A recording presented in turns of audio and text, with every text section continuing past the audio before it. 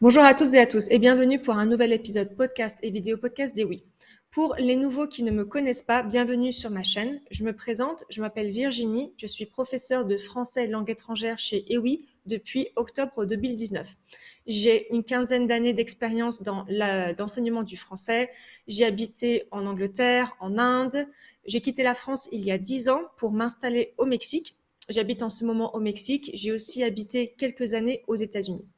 Alors, sur ma chaîne, vous trouverez des vidéos de grammaire, de culture, de vocabulaire. Je parle à un rythme presque normal. La seule différence par rapport à un français de France, j'articule. J'articule, c'est ça qui rend la compréhension plus facile. Vous pouvez me trouver en podcast, donc c'est le même contenu. Si vous n'avez pas le temps de regarder les vidéos, vous pouvez écouter cet épisode en format podcast. J'ai recommencé mon activité sur les réseaux sociaux. Vous pouvez me trouver sur Instagram, donc vous pouvez me trouver sous le nom EWIClass. Sur YouTube, vous pouvez donc vous abonner pour ne rater aucune nouvelle notification, et ainsi que sur Facebook.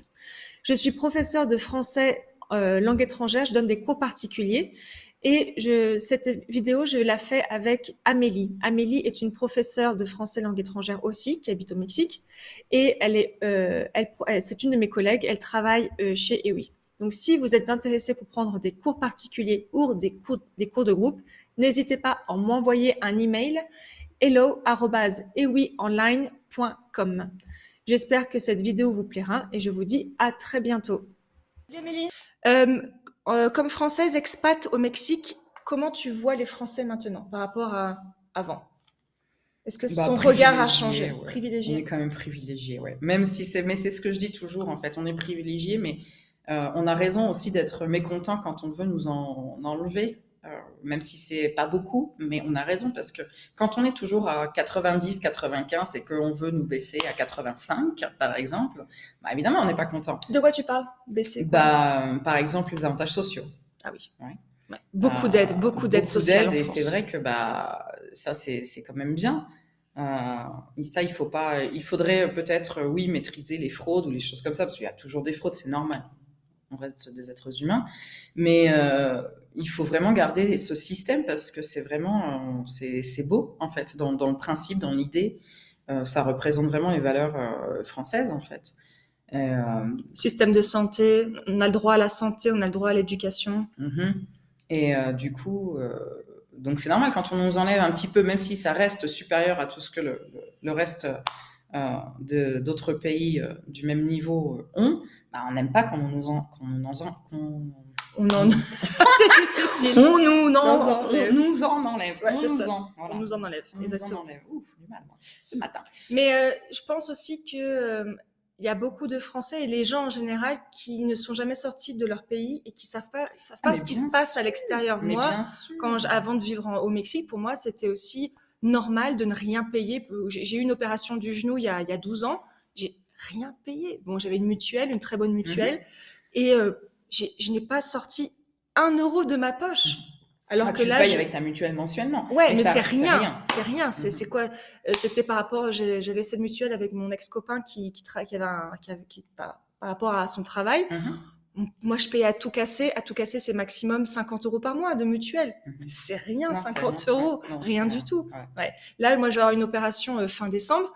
Je vais devoir payer des dos ciblés, comment tu dis ça en français? Une Une franchise. franchise. Je vais devoir payer la franchise 70 000 pesos, donc ça fait du 3 000 $. Mhm. Et c'est normal ici, c'est tout à Mhm. fait normal enfin, et en plus, encore plus que moi, je paye cette franchise encore plus cher parce que j'ai ma propre affaire. Si j'étais employée, la franchise serait beaucoup moins chère. Ce serait du 8 000 pesos, 10 000 Ah pesos. oui, C'est c'est combien ça? impressionnant. C'est quoi du 8 000 pesos en dollars? Je sais pas, 500. 500 $ à peu près? Mhm. Et encore, quand je donne ces chiffres-là, ma mère, elle est mais Bah oui, terrifiée parce bah oui, on parce que est c'est pas tellement pas normal. habitué Mhm. en France, même payer 50 euros un médicament. Oh, Ah j'ai payé bah 50 non, bah non, euros. bah oui. Putain, mais Mhm. pardon. C'est rien. Ouais. Mhm. Pardon pour le gros mot, mais c'est rien. Ouais. C'est rien du tout. Euh, En quoi ta vie au Mexique change ton regard de la France? bah, quand tu vois les difficultés qu'ont les gens ici pour des choses qui sont vraiment basiques, comme en France, comme on vient de le dire, le droit à l'éducation, et que ici, bah, même si c'est censé être gratuit, tu es obligé de payer un quota euh, pour pouvoir emmener ton enfant à l'école le premier jour, parce que sinon ils vont pas te l'accepter. Enfin, De quoi tu parles? Je vois pas de dans quoi les tu écoles parles. publiques, normalement, elles sont publiques, rien à payer, d'accord? Mais Ouais. les écoles te demandent quand même une cotisation, d'accord? Ah, je savais pas Et ça. normalement, quand tu entends les messages de campagne politique ici, ils te disent que c'est pas normal, que c'est illégal et tout ça. Mais il n'empêche que les écoles publiques le font quand même. Donc C'est du la coup, corruption, ça. Qu'est-ce qu'ils en font? soi-disant pour l'école, pour des choses de l'école. Oh, Mais en attendant, ils ne devraient pas le faire. Donc le pire, c'est qu'ils conditionnent l'entrée de ton enfant à ce paiement. Donc ça, si tu payes pas, je sais pas, c'est peut-être, tu veux peut-être donner 700 pesos, allez, on va dire quoi, 35 $30-40. dollars. Hein. Et si tu les donnes pas, eh ben, tu peux pas entrer. Sauf que, bah, il y a des Les gens gens qui n'ont pas, qui c'est les un ont pas. Enfin, sacrifice. c'est un $40, c'est un sacrifice. sacrifice. Ouais. Ouais. Et ça, c'est vrai que quand tu vis ici, tu vois la misère. Ouais. Ouais. Tu vois vraiment. Ouais. Ça, c'est ça. Au début, je le voyais pas, mais la pauvreté en France et la pauvreté au Mexique, mais la pauvreté au Mexique, moi, tous les jours, dès que je prends la voiture, bah, je vois beaucoup de chiens errants. Ça, déjà, moi, je suis très sensible à la condition animale, ça me brise le cœur. Et voir des enfants demander de l'argent dans la rue, des enfants qui n'ont pas de chaussures. Enfin, moi, je me rappelle, il y avait un petit garçon. Et donner de l'argent, c'est aussi donner de l'argent aux parents, donc c'est aussi alimenter ce système. Il y a des affiches au Mexique qui disent ne donnez Ne pas pas donner. d'argent, ne donnez pas d'argent aux enfants, ne donnez pas, mais c'est dur, c'est vraiment Bah dur. oui. Vraiment, Non, moi, ça me brise le cœur enfin, tous les jours, je prends la voiture et je vois des choses qu'on verrait jamais en France. C'est Jamais, vrai. jamais. Ouais. Tu te verrais revivre en France si tu étais célibataire? Je sais que tu es marié, ton mari a sa situation ici, donc je sais c'est un peu. Mais si tu étais célibataire, tu te verrais revivre en France? Bah, Ou si quand, Lalo était prêt à, ok, ben j'ai envie de vivre un moment là-bas. Euh, en fait, ça dépend. Quand je rentre en France en vacances, les 2 premières semaines, je dis ouais, c'est trop bien, il faut revenir, comment c'est possible de vivre autrement. Plus le temps passe, et plus je me dis oh non, non, non, non, trop de contraintes, trop. Donc non, si je quittais le Mexique, moi ce serait peut-être L'Espagne. l'Espagne. Mhm. Sincèrement, ouais. Parce qu'à la base, c'était mon plan original quand même. Hein. Ah, c'était l'Espagne, toi? Ouais.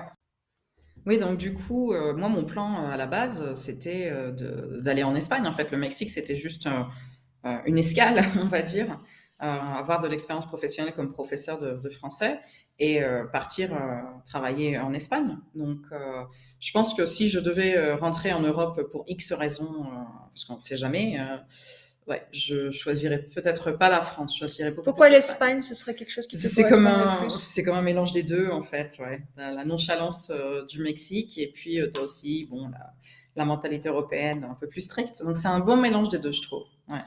Moi, si je revenais en France, ce serait plus par rapport à ma famille et pour que mon fils puisse aussi bien connaître sa famille française.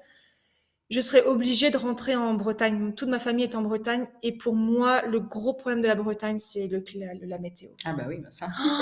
Je sais pas si ce serait un gros frein. Parfois, ça arrive quand je vois des films français où je vois la pluie, les nuages, j'en ai la boule au ventre. Moi, j'ai quitté la Bretagne il y a très longtemps. J'ai quitté la Bretagne en 2008.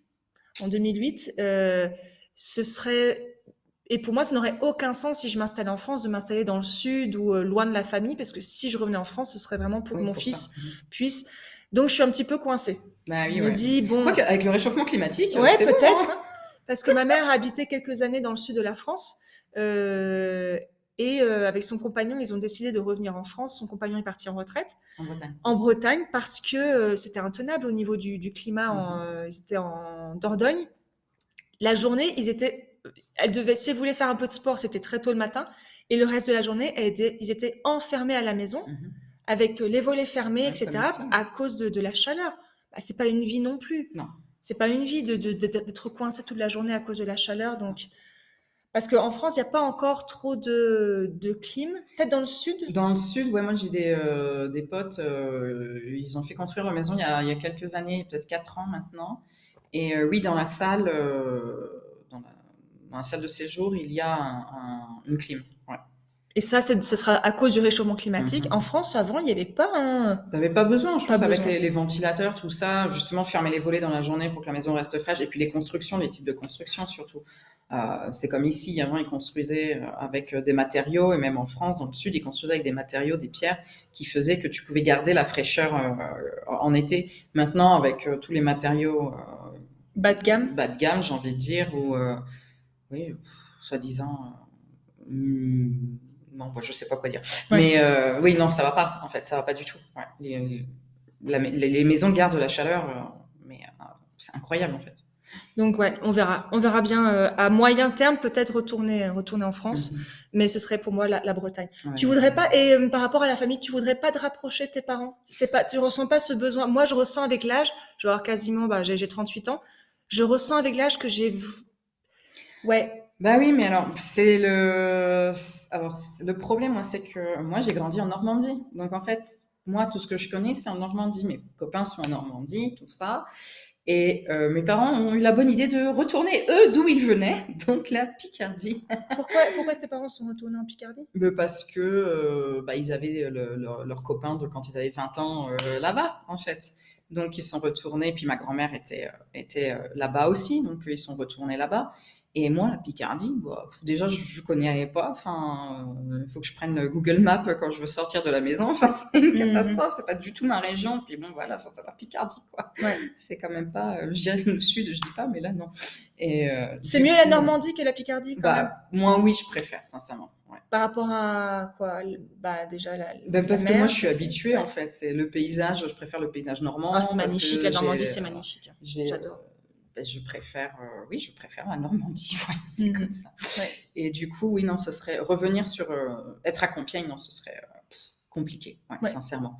Donc, si je suis pas dans la même ville, bah, autant être dans un endroit qui est assez, Parce qui que me moi, correspond plus, donc le sud. Voilà, enfin, vraiment le sud-sud, c'est-à-dire l'Espagne. et avec l'âge, moi je vois avec l'âge, je me pose des questions aussi. Quand tes parents vont vieillir, en plus t'es fille Ouais, non, unique. ça, oui, Bon, non, moi je j'ai sais, la mais ouais. chance, j'ai un frère qui est très proche de ma mère et je sais qu'il il s'occuperait de ma mère. Mhm. Mais Mais tu ça, c'est le penses? grand dilemme, ouais. Là, c'est pour l'instant vivre au jour le jour et on verra quand on y sera. Mais il y aura des décisions qui devront être prises, c'est sûr, oui. Parce qu'au niveau aussi culturel, moi j'ai été très choquée, c'était très très dur pour moi. J'ai vu ma grand-mère en EHPAD. Mhm. L'EHPAD, c'est les maisons de retraite. Et je savais pas du tout. C'était la première fois que j'allais en maison de Ah retraite. ouais. Et moi, je pensais vraiment que c'était, il y a quand même des choses à faire. Non, c'est en fait Un un mouroir. hôpital. C'est un mouroir. Un mouroir, ça c'est tu y vas et tu sais que tu vas y mourir. Mhm. C'est la fin. Et j'ai trouvé ça, mais ça m'a brisé le cœur. Ah bah, c'est déprimant. Ma grand-mère est à l'hôpital 7 jours sur 7, 24 heures sur 24. Mhm. Et je me dis, est-ce que je veux ça pour ma mère? Mais en France, c'est très compliqué. Au Mexique, ces structures-là n'existent pas. Si, il y a Ça le Casa existe, de Ancianos, oui, ça existe, oui. mais mon frère me disait, mais comment ils font au Mexique? Je dis, bah, au Mexique, les enfants aident. Alors, les enfants, non. Un enfant se Un enfant se sacrifie sacrifie. pour aider.